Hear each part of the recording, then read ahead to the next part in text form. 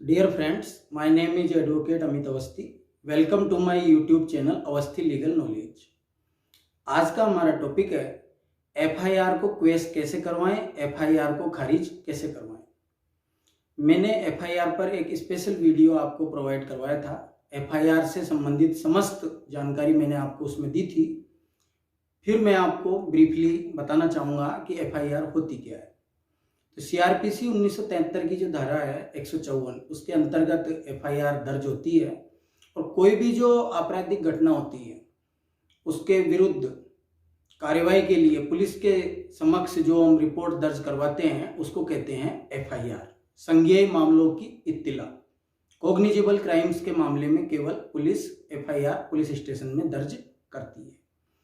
अब वर्तमान में झूठे मुकदमों का प्रचलन बढ़ रहा है।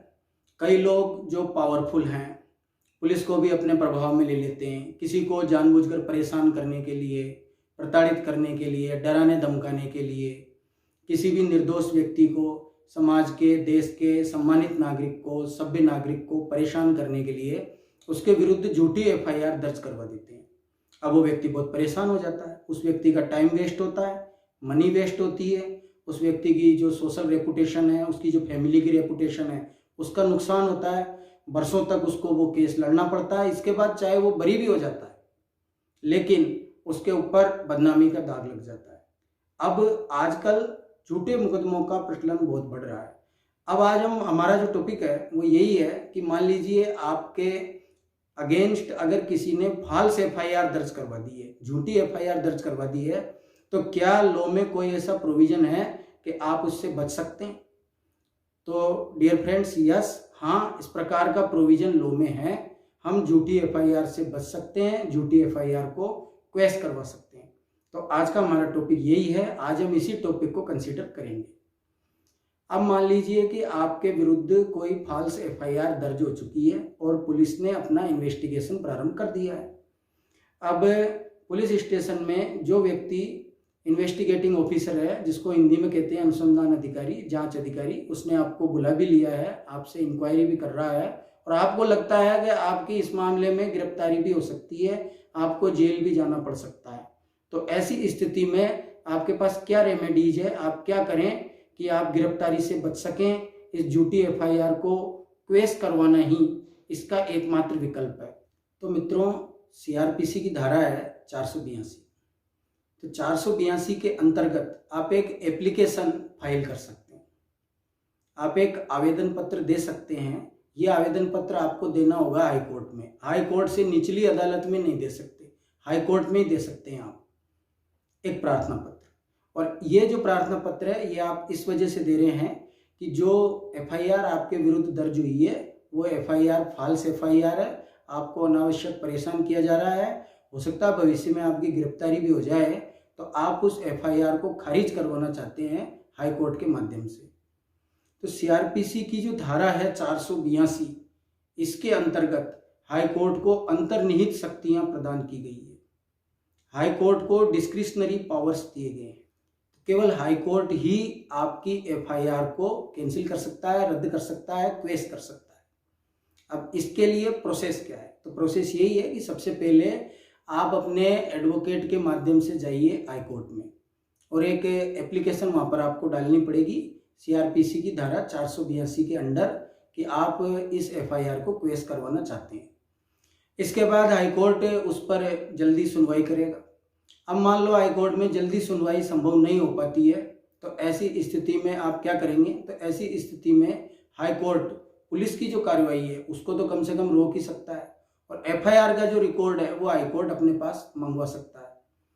अब आपको पर्याप्त साक्ष्य, पर्याप्त सबूत अपने फेवर में देने पड़ेंगे कि ये एफआईआर झूठी है, ये मामला झूठा है, कोई अपराध कारित हुआ ही नहीं है, ये तो किसी व्यक्ति ने दुर्भावना से आपके विरुद्ध एफआईआर दर्ज करवाई है। ऐसे जो एविडेंस हैं वो भी आपको इस एप्लीकेशन के साथ ही अटैच करने पड़ेंगे, एनक्लोज करने पड़ेंगे। इनमें ऑडियो रिकॉर्डिंग्स भी हो सकती हैं, वीडियो रिकॉर्डिंग्स भी हो सकती हैं, रिटन स्टेटमेंट्स भी हो सकते हैं। ये सभी आपको उसी के साथ में एनक्लोज करने पड़ेंगे। अब अगर हाई कोर्ट को प्रथम दृष्टया आपकी जो एफआईआर है उसको देख करके ऐसा लगता है कि वास्तव में ये एफआईआर झूठी है, कोई अपराध कारित हुआ ही नहीं है, इसके अंदर जो भी पॉइंट्स हैं वो सारे पॉइंट्स झूठे हैं। प्रथम दृष्टया अगर हाईकोर्ट को ऐसा प्रतीत होता है तो हाईकोर्ट एफआईआर को क्वेश कर सकता है। लेकिन मान लो हाईकोर्ट ने अगर एफआईआर को क्वेश नहीं किया तो फिर आपके पास में बचने के और क्या तरीके, तो इसके अलावा और क्या रेमेडीज आपके पास अवेलेबल है, तो अब मैं आपको उन रेमेडीज की जानकारी देना चाहूँगा। यदि हाईकोर्ट आपकी एफआईआर को क्वेश नहीं करता है तो फिर दूसरा विकल्प आपके पास ये है कि आप हाईकोर्ट में ये प्रार्थना पत्र दे सकते हैं कि आपका एफआईआर जो है उस एफआईआर की जो जांच कर रहा है, जो इन्वेस्टिगेटिंग ऑफिसर है, अनुसंधान अधिकारी है, वो फेयर इन्वेस्टिगेशन नहीं कर रहा है और आपका जो विरोधी पक्षकार है, जो शिकायत करता है, उसको वो फायदा पहुंचाने की कोशिश कर रहा है। तो इसलिए आपको ऐसा लगता है कि इस इन्वेस्टिगेशन ऑफिसर के होते हुए निष्पक्ष जांच संभव नहीं है, तो आप इन्वेस्टिगेशन ऑफिसर को बदलवाने की मांग कर सकते हैं अपने प्रार्थना पत्र में। तो हाई कोर्ट आपकी मांग मान सकता है और इन्वेस्टिगेशन ऑफिसर को बदल सकता है। इसके अलावा एक और ऑप्शन आपके पास अवेलेबल है कि मान लीजिए जो एफआईआर आपके विरुद्ध दर्ज हुई है, उस एफआईआर के अंतर्गत आपके विरुद्ध अरेस्ट वारंट जारी हो चुका है, तो आप हाई कोर्ट को ये कन्विंस कर सकते हैं कि आप कहीं भाग करके नहीं जाएंगे, आप इन्वेस्टिगेशन में पूरा सहयोग करेंगे। तो हाई कोर्ट उस अरेस्ट वारंट को बेलेबल वारंट में चेंज कर सकता है, इससे आपको गिरफ्तारी से राहत मिल सकती है। तो डियर फ्रेंड्स, सीआरपीसी की धारा 482 के अंडर हाई कोर्ट को ये स्पेशल पावर दी गई है कि वो आपकी एफआईआर को क्वेश कर सकता है। अब आप इस देश के सम्मानित नागरिक हैं, कभी आपके जीवन में ऐसा मौका आए कि आपको लगे कि किसी ने आपके विरुद्ध झूठी एफआईआर दर्ज करवाई है, तो जो उपाय मैंने आपको आज इस वीडियो में बताए हैं, आप इन उपायों का सहारा ले सकते हैं और झूठी एफआईआर को क्वेश करवा सकते हैं। और अगर हाई कोर्ट झूठी एफआईआर को क्वेश नहीं करता है किसी कारणवश, तो ऐसी स्थिति में शेष जो दोनों उपाय हैं, जैसे कि इन्वेस्टिगेटिंग ऑफिसर को चेंज करवाना या फिर अगर आपके विरुद्ध अरेस्ट वारंट जारी हो चुका है तो उस अरेस्ट वारंट को बेलेबल वारंट में कन्वर्ट करवाना, इसका लाभ आप ले सकते हैं अगर आपके जीवन में कभी ऐसा मौका आता है। आप इस देश के सम्मानित नागरिक हैं, आपको कानून की जानकारी होनी चाहिए। You must know your legal rights. तो डियर फ्रेंड्स, आज के लिए इतना ही। लीगल नॉलेज को इंक्रीज करने के लिए मेरे इस वीडियो को लाइक करें और चैनल को सब्सक्राइब करें और ज़्यादा से ज़्यादा शेयर करें। थैंक्स।